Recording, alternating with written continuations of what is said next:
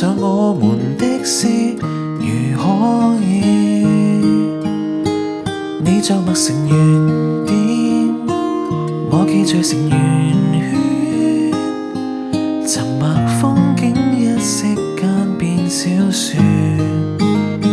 誰這刻的視線都只有朦朧春天，朦朧中只得你是光線。這句話如何的開始，如何的啟齒，無人知曉的心意，很想接下去描寫初戀，又有疑心事仍初戀。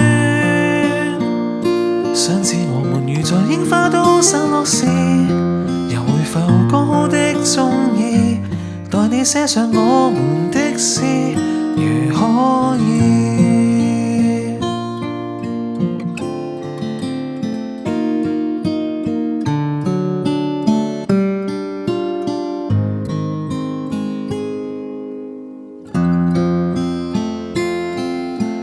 微小日子隨想而已，明天應該會再續這個小故事。月色還好，還可以，就是太想說我才失語無限次。這句話如何的開始，如何的啟齒，無人知曉的心意，很想繼續去遊這花園，來來回編織成故事。想知我們如在櫻花都散落時，又會否講好的鍾意，待你寫上我們的事，如可以。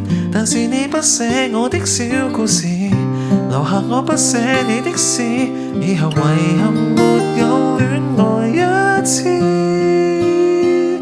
匆匆4月如何的開始，如何的終止，從來無牽手的章節，翻開了無數情節，到最後都沒有那些事。